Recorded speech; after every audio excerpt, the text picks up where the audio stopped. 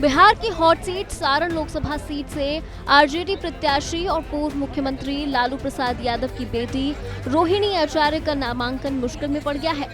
Patna high court के वरीय अधिवक्ता एसडी संजय ने बीजेपी की ओर से सारण कलेक्ट्रेट में शनिवार को शिकायत की है।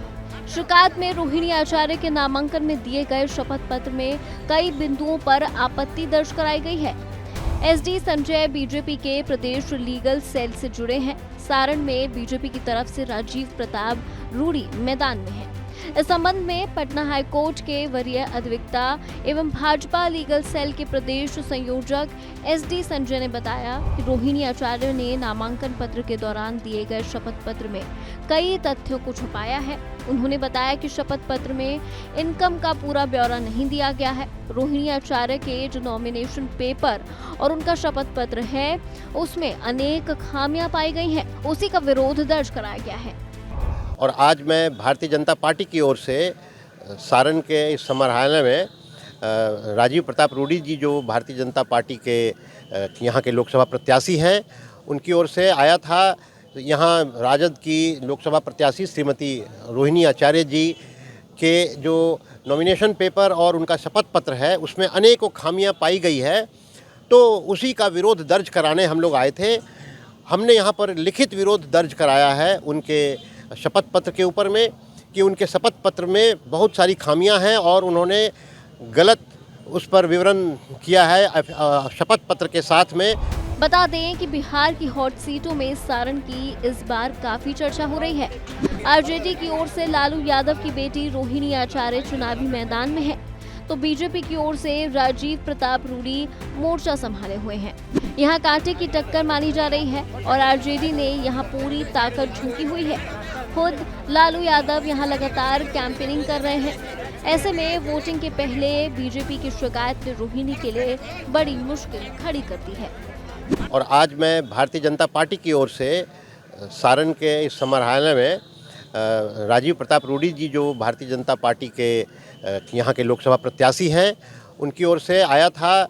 यहाँ राजद की लोकसभा प्रत्याशी श्रीमती रोहिणी आचार्य जी के जो नॉमिनेशन पेपर और उनका शपथ पत्र है उसमें अनेकों खामियां पाई गई है, तो उसी का विरोध दर्ज कराने हम लोग आए थे।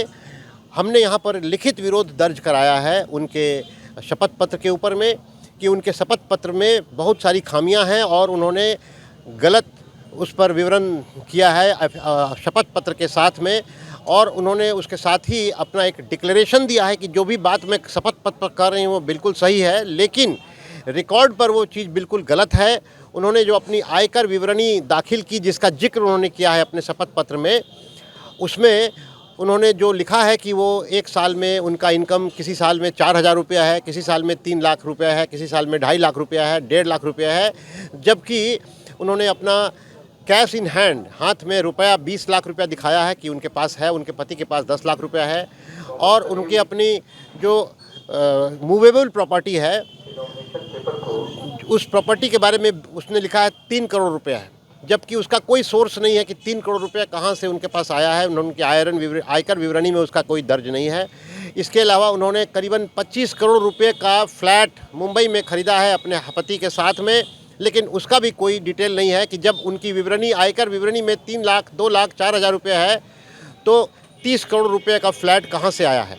इसके अलावा हमने ये भी दर्ज किया है कि उनका एड्रेस सही नहीं है। वो रहती हैं सिंगापुर में, लेकिन उन्होंने एड्रेस 208 कौटिल्य नगर का लिखा है, जबकि जो अपनी संपत्ति का विवरण में जहाँ लिखना होता है वहाँ पर उसका कोई जिक्र नहीं है। और इसके अलावा उन्होंने ये भी नहीं लिखा है कि उनका स्टेटस आज के दिन भारतीय है या भारतीय से वो नागरिक नहीं है अब, या नॉन रेजिडेंट इंडियन हो गई हैं वो। तो इसके बारे में भी उन्होंने बहुत गलत बातें सब लिखी है। इन सब से हमने लेकर के और लिखित विरोध दर्ज किया है कि उनका नॉमिनेशन रद्द किया जाए और अब इस पर निर्णय लेंगे रिटर्निंग ऑफिसर। इसमें क्या निर्णय आ सकता है? देखिए, वो अपने निर्णय के लिए स्वतंत्र हैं, हमें उसमें कुछ नहीं कहना है। हमने अपना काम किया कि हमने विरोध दर्ज कराया है।